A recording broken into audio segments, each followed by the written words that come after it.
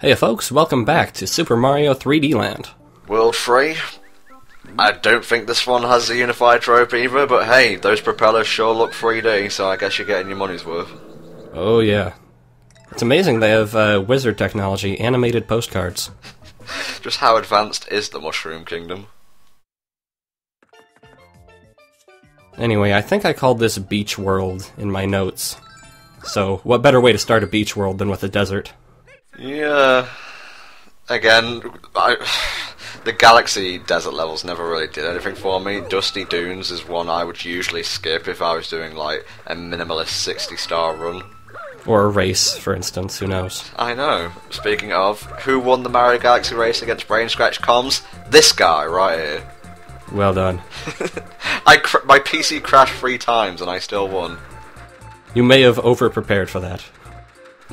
Really? You think playing through the game 5 times in as many weeks was too much? Just a little bit. Yeah. What do you think about this level, mate? I do like that it has one big set piece that it kind of revolves around.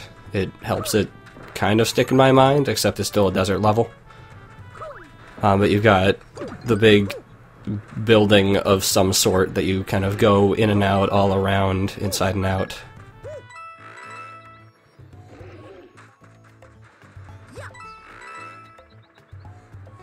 These things right here actually remind me of the boss. The things that pop out of the ground remind me of the boss from Super Mario Galaxy 2. I can't remember its name, but you basically use fireballs to destroy it. Remember that one? It chucked bombs. I need to replay Mario Galaxy 2, clearly. I don't remember that at all. The people watching will probably know what I'm on about.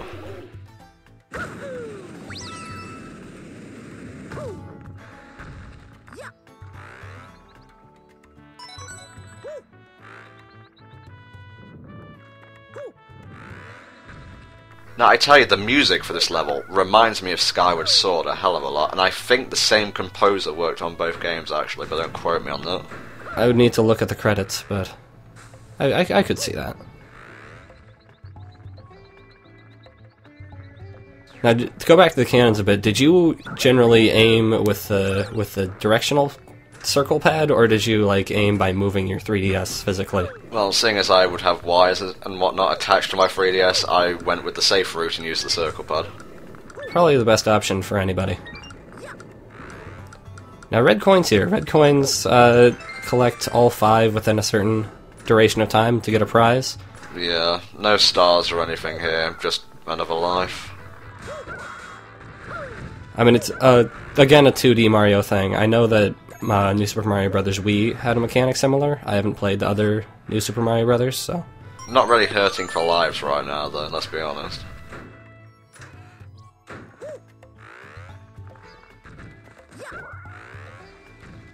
Just want to point out these guys are called Wallops, which I think is the best name ever.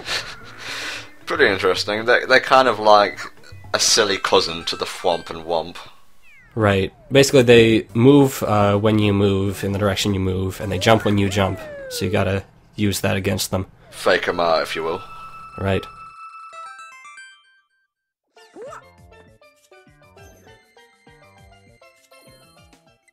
I can see what you mean about Beach World. The overworld music has a very beach feel to it. Right, and the second level is the beach level, so... Kind of... in my opinion, though. There's water, it's tropical-ish. It looks very nice. This is actually one of my favourite pieces of original music in the game. I just want to say the water looks really good in this game. It does, but this whole mechanic goes against all my 3D Mario gameplay sensibilities. We're underwater, yet there's no chance you'll drown. Right. The underwater basically controls like it does in 2D Marios, where you have to press jump constantly to ascend. And there's no drowning, and it's just overall much more chill. I mean, on the one hand, that's nice. It's always cool to have peaceful levels in between the hectic ones. On the other, though, it's another company... Well, I say company, it's just mainly Sonic Team and Nintendo, taking their 3D games and making them more like the 2D ones, when really, all I want is a 3D experience. Right. I mean, 3D is like the most immersive way to present a water level, because it's a full 360, however many degrees experience. Yeah. Doesn't always work out, but still, it looks nice. Because I feel, if you're gonna, like, mix up the 3D and put 2D in there, it devalues the 2D games. Because why even play New Super Mario Bros. And whatnot? I mean, if you're gonna have 2D in a 3D game, then why even bother with the, like, new Super Mario Brothers games? Because those are all 2D and you can get those here, you know? Exactly. I mean, you know, co-op aside, I'm not really a fan of the new Super Mario Bros. Games, but I still think it devalues them as like a side series.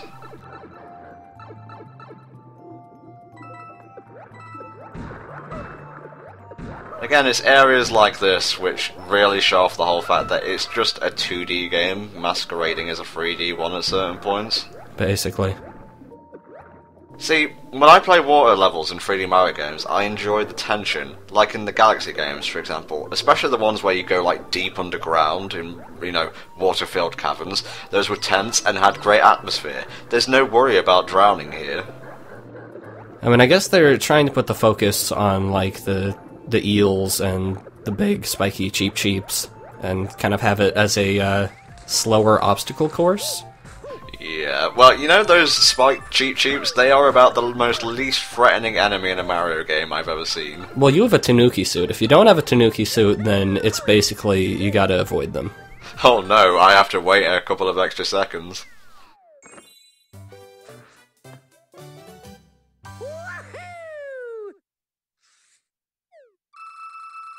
For all my gripes about it, the music is pretty good. They're very good at beach themes in the Mario series, for sure. Have you taken a break recently? No, Nintendo. I was actually planning to play the game you brought out. Is that okay? Can I just play the game? Is that okay? If you must. Anyway, this Toad House had a different little icon in the overworld. They have an album of some sorts here. I think this is the only Toad House that's like that. Yeah, it's the only one in the game. Basically, it's just like, so if you want to view the whole 3D postcards that you've been getting again, here you go. And you can save them to an SD card if you want to show all your friends. Wow, you mean I could show them to my friends when they could just play the game themselves? Well, you can make them jealous. Look at this 3D gimmick. You want to buy a console that costs like £100?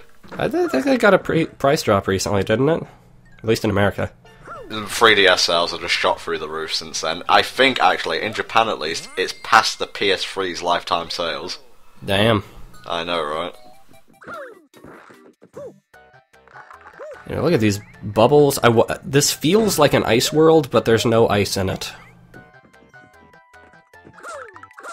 I do like the whole patchwork design, though. For sure. It's like cloth or something. Quilt, if you will.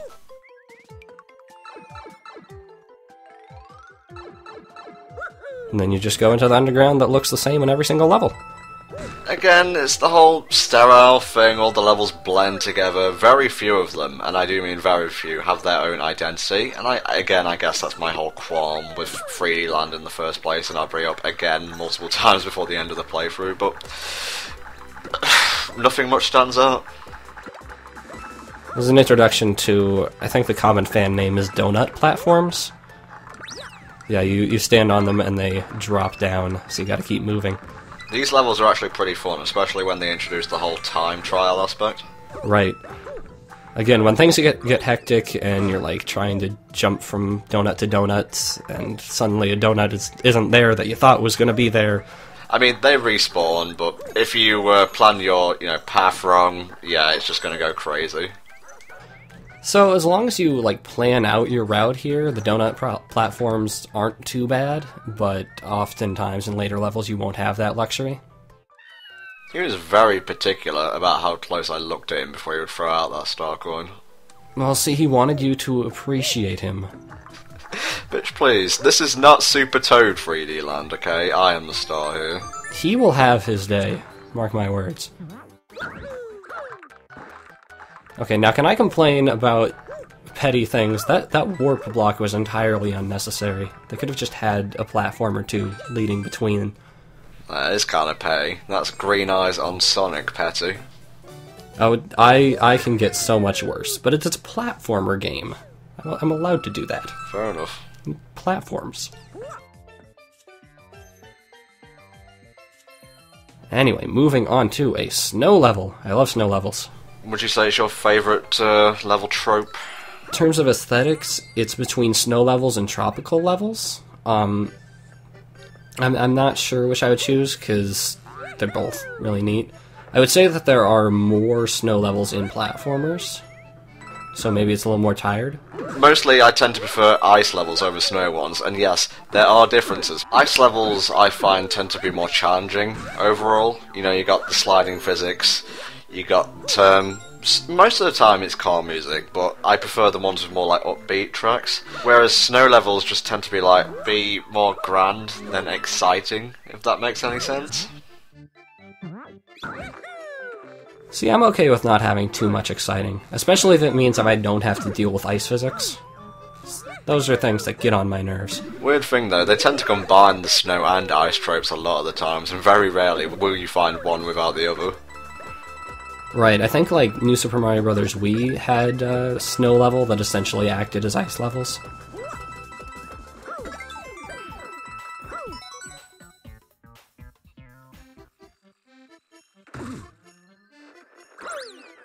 Oh hey, look, it's another thing from an old Mario game, the fuzzies. I love their faces, but I don't like dealing with them. I remember them being really jerks in Paper Mario.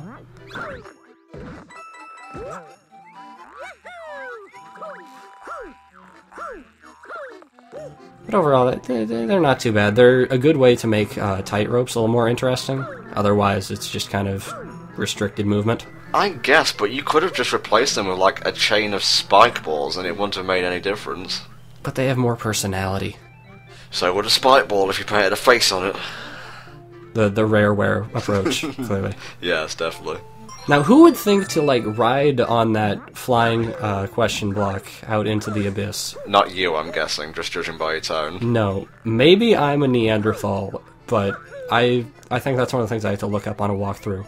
I had to look up 1, maybe 2, 3 at a push star coins during my recording sessions for this, but those were on like the later levels, and they were just really tucked away.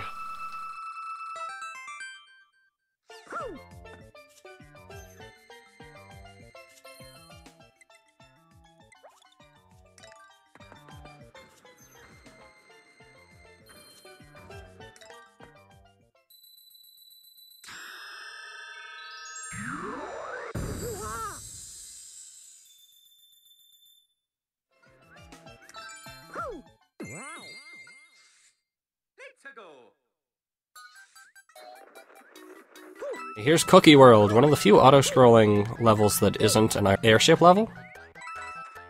It reminds me a bit of Pikmin for some reason, but I'm probably thinking of like the Gourmet's Kitchen. It reminded me of that one level in Galaxy 1, like Sweet Sweet Galaxy or something. Oh, Rocky Road or something. Because you likewise had delicious confections as platforms, and they would often move.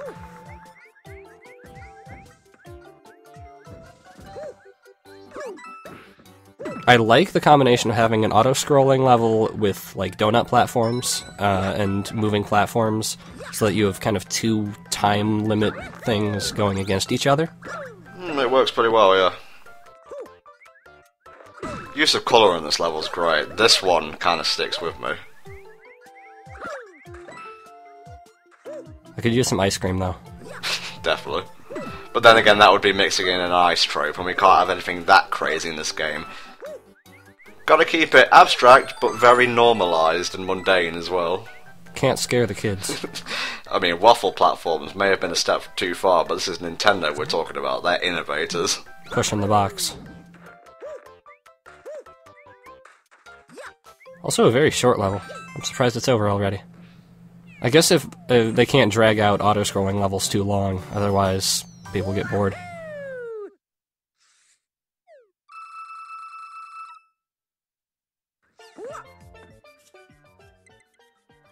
And then we have another airship. Wonderful.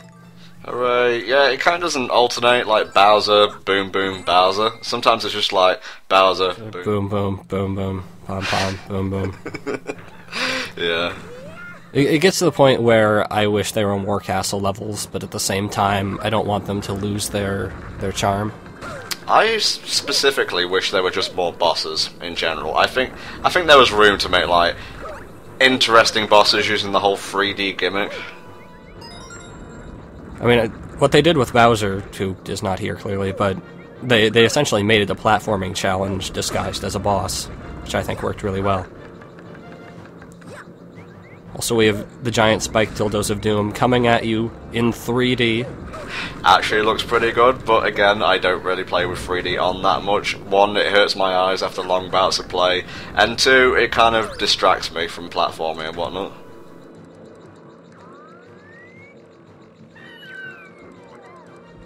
How did he even get up there? Just warped in, I guess. I like this upcoming section with, like, all the spike dildos here, because they actually hide the safe spots pretty well. Because when you look at all the spikes, it doesn't look like there's a whole lot of room between them, but when you look at where Mario's standing, there is a marker. I know that on many occasions I have just run through hoping to get to the other side, and it just doesn't work out. This is actually a level set piece from World, but instead of coming down from the ceiling, it's coming towards you. I guess it works, but again, it's just reusing an old Mario piece of level design.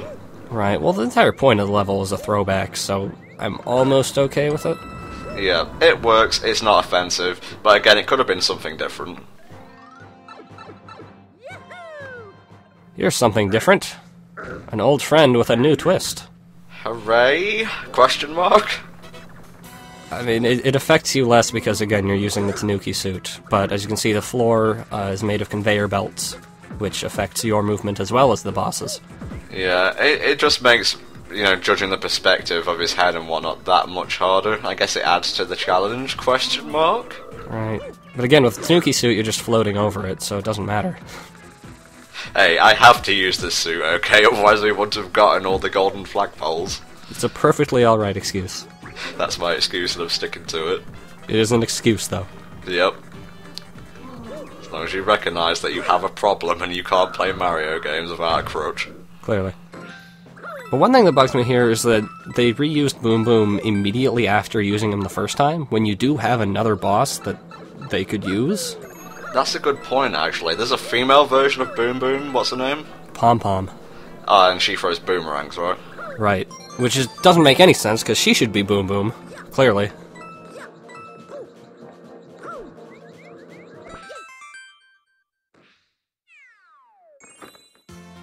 There you go, World 3 complete. Not a bad selection of levels this time around, but again, nothing much besides, you know, the auto-scrolling cookie road that sticks out. We're just gonna say that for every world, aren't we? Pretty much. This is Super Mario 3D Land reuse of commentary playthrough. Woohoo! See you all next time in World 4 of 3D Land.